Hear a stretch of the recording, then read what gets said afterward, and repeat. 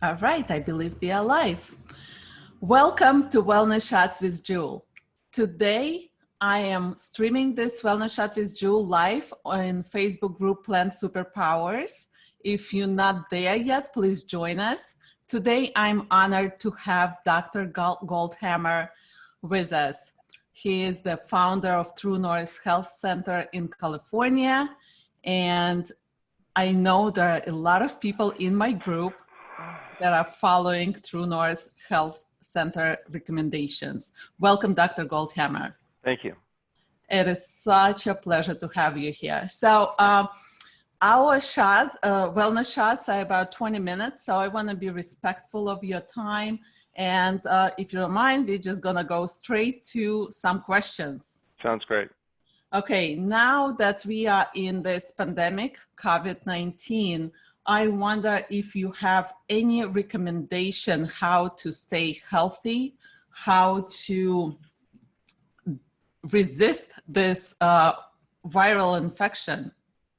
Well, first of all, let's be clear that in addition to COVID, you have other concerns out there, including things like influenza. I think there's probably over 50,000 people that have died from influenza this year, in addition to the problem that you're having with COVID. So these concerns shouldn't necessarily be unique in the sense that basic health promoting habits are going to be important long after COVID-19 is, out of our acute memories. So health results from healthful living. So if people want to have the ability to resist viral infections of any kind or bacterial infections, it's important to be healthy. And healthful living involves diet, sleep, and exercise. So now and always, we should be, remembering if we want to keep our immune system functioning properly, we need to get the rest and sleep that we require. We need to engage in appropriate activities, including outdoor activities. And we need to eat a diet, preferably a whole plant food diet that's free of salt, oil, and sugar. So we can talk about the immunosuppressive effects of the various dietary components, but the diet as a whole is a critically important part of determining who survives and who does and who thrives and who struggles. If you look at the COVID situation in particular, you notice that the risk factors for death from COVID are profoundly influenced by the function of the immune system: age, smoking or smoking history, obesity, type 2 diabetes, and cardiovascular disease.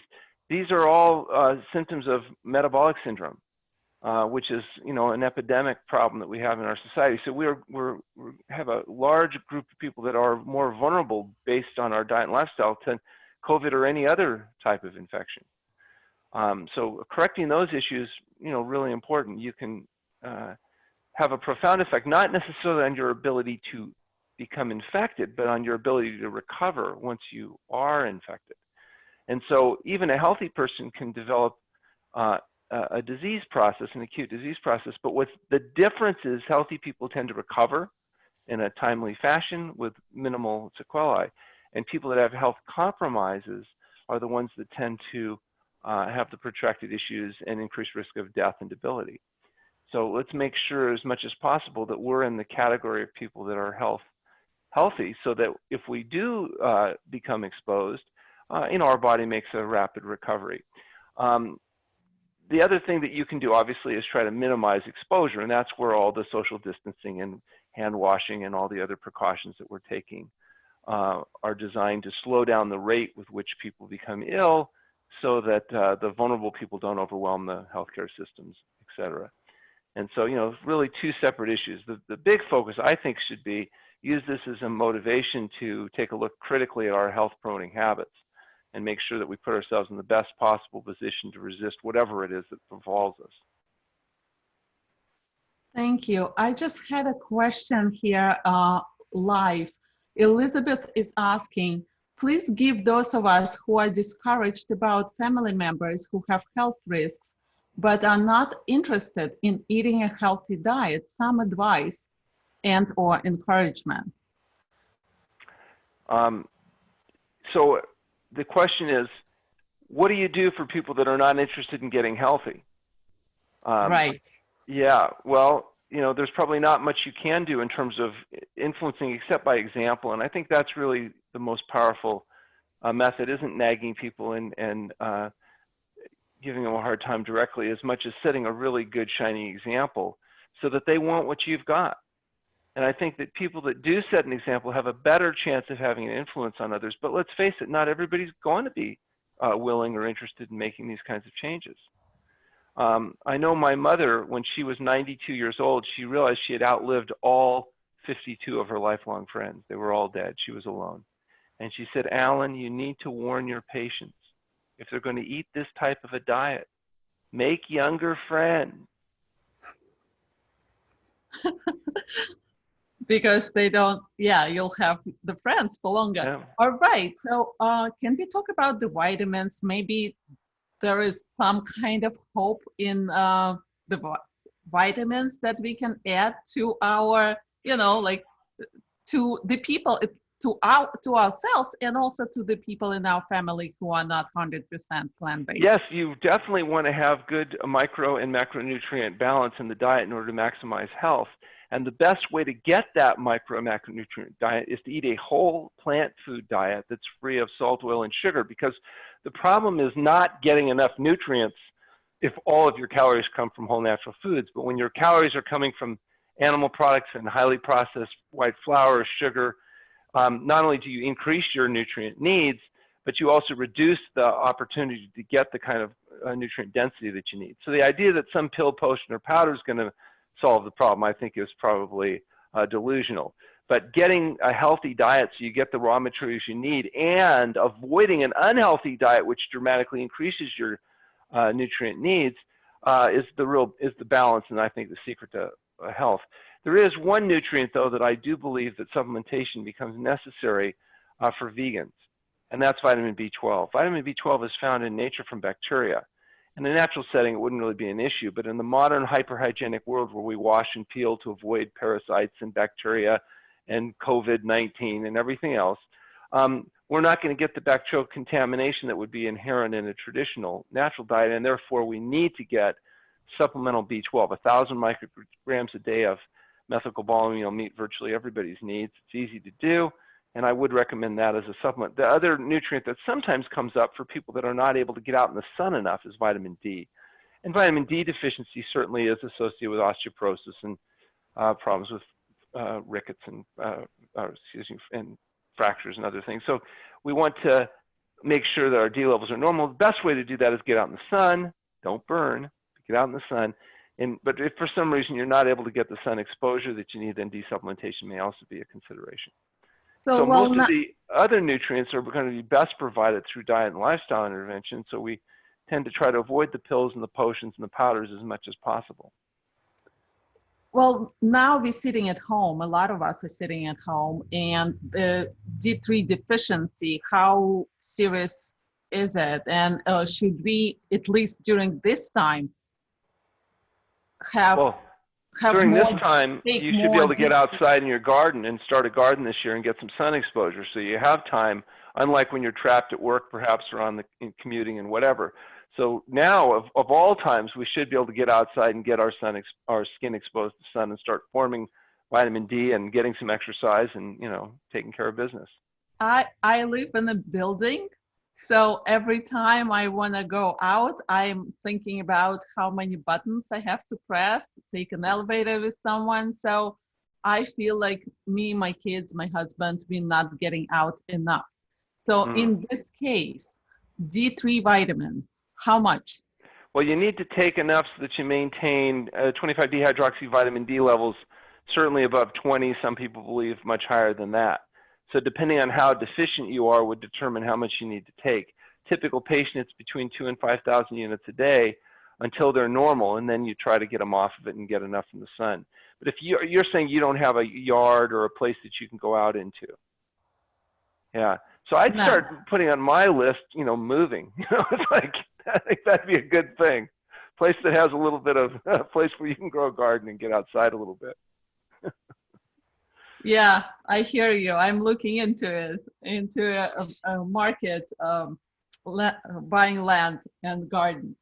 Okay, what about like zinc? Some doctors recommend zinc, some doctors recommend omega. Oh yeah, people recommend all kinds of things. But again, let's talk about, for people that are not eating a healthy diet, you can take all the pills and potions you want. It probably isn't going to matter much. And for people that are eating a health-promoting diet, you know, zinc is generally adequately provided by a mineral-rich, vegetable-dominated diet.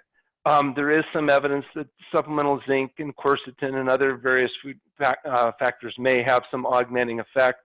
A lot of talk, not a lot of what I would consider solid proof, but certainly, you know, interesting discussions people have. But I think it all pales in comparison to just getting people eating, sleeping, and exercising properly. Got it. All right. So there is another question I have. The FDA says that food that is cooked would be safest from COVID-19. What about fresh produce used, for example, to make salads? Is that not recommended at this time by the FDA? They specifically seem to recommend cooking food. I will not speak for the FDA, but I'll speak for what my own opinion is that the importance of fresh fruits and vegetables are critical to sustaining optimum diet and health.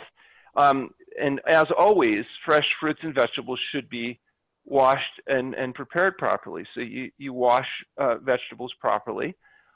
If you want to be hypervigilant, you can make sure that you're washing your hands before and after you process your vegetable materials. You do your appropriate washing, and I don't believe that there's any evidence that fresh fruits and vegetables have been a principal source of this particular disease that people are most concerned about today, and also no real reason to believe that that would be a primary vector. So you can use extra diligence if you're concerned with appropriate washing, but that should be done anyway, because there's lots of things besides viruses. This particular virus is vulnerable to washing, but there may be other forms of parasites and other concerns that justify good hygiene when it comes to our fruits and vegetables. The biggest one is contamination with animal-based feces in contaminated water. And so that's why it's always a good idea to have good hygiene when it comes to fruits and vegetables. But don't give up eating fruits and vegetables, for goodness sakes, and including fresh fruits and vegetables. I think the compromise to health would probably be greater doing that than the small calculable risk that could be mitigated with just basic hygiene. So you wouldn't recommend to go more into cooked food? Like, what is the good ratio to have like raw to cooked food? Well, it depends on if you're talking about by volume or by calories. So in other words, let's say, for example, you eat 2 pounds of salad materials a day and a couple pounds of fruit a day. That's a big volume of food. That might be 50, 60, 70% of your food volume. But it's only going to represent a fraction of your calories, less than 50% of your calories, because 2 pounds of salad and 2 pounds of fruit is 800 calories. So that's going to be less than half the calories you're likely going to need during the day. So although it might be 60 to 80% raw by volume, it may be 40% of calories by, in terms of calories. And the balance would come from your traditionally cooked steamed vegetables, starchy vegetables, your Hubbard squash, butternut squash, potatoes, and perhaps non-glutinous grains, lentils, peas, perhaps some nuts and seeds, avocado, fat-rich foods. So if we look at 2,000 calories as a typical balance, again, you may have 40% of that by calories coming from raw food, but it might be 70 or 80% of its volume, depending on, which vegetables you're picking. So a lot of times people talk about 80% raw, but it's not necessarily 80% as a source of calories. If you're trying to get all of your calories from raw foods, of course, you're eating a huge volume of food. There can be some challenges there. The advantage to the cooked foods, particularly the steamed starchy vegetable materials, it's a high amount of calories in a relatively lower volume of space and cost, and obviously it makes getting enough calories less problematic. Okay, you mentioned before about the importance of the sleep. My questions are how many hours, because there are some discrepancies. Some people say not more than 8 hours of sleep is good, and some people say 9 or 10 or whatever you feel like. You should sleep as much as you rested. So we think that people, the need for sleep varies from person to person, time to time, but you need to get enough sleep so you can wake spontaneously feeling refreshed. So if you have to wake up in the morning and use a highly addictive nervous system stimulant like caffeine in order to be able to function. You're not getting enough sleep. Sleep is one of our most important activities. It's largely when the anabolic cascade of hormones associated with healing kick in. So if you don't get enough sleep, you get immunosuppressed. You become more vulnerable to the effects of whether it's viral infections or any other disease process. So getting enough sleep is an important part of staying healthy.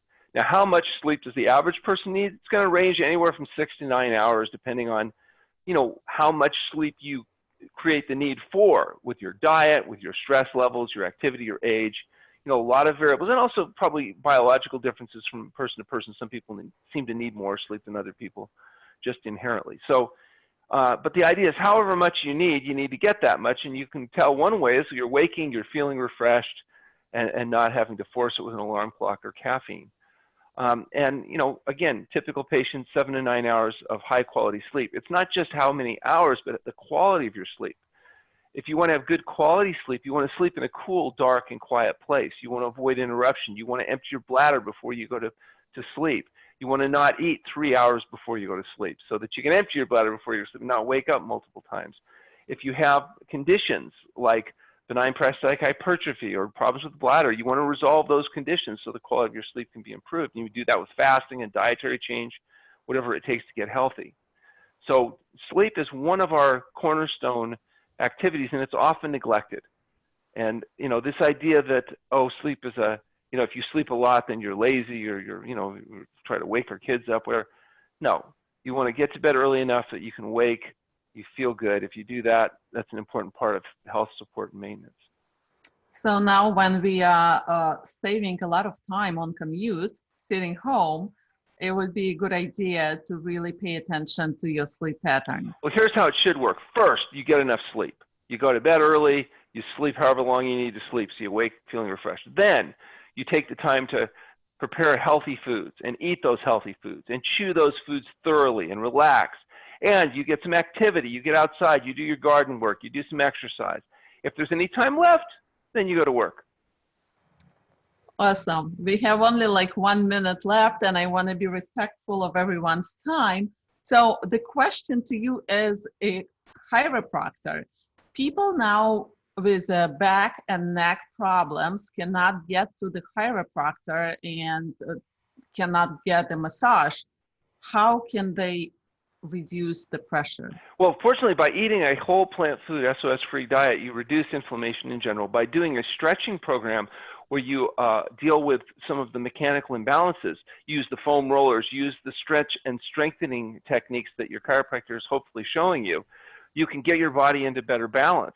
And by avoiding the prolonged, repetitive overuse syndromes like sitting in the car, commuting for hours, sitting in an uncomfortable position, maybe using the sit-stand desk at home where you get up and move around once in a while and don't just sit hours on end staring into the little computer screen, you can kind of avoid the reason why you're having to go to the chiropractor to begin with. We joke amongst the chiropractors at the True North Health Center that you better treat people right away when they first come in, because if you wait till they're done fasting, sometimes there's nothing left to do. Thank you. Thank you so much. This has been a pleasure to have you here. And I'm looking forward to have you here often. And yes. Your viewers might be interested, if they want to learn a little bit more about fasting, we have a new website up. It's at fasting.org. And at fasting.org, all of the articles that we've been publishing recently on the use of fasting and diet have been posted, so they'd be freely available to your viewers. Okay, so let me see if I can put it in the chat. So it's fasting.org. That's correct. Awesome. Thank you so much, Dr. My pleasure. Goldhamer. It's been a pleasure. Thank you to all our viewers for watching this, and please share, or when it's going to be available, please share with your friends and families. Thank you.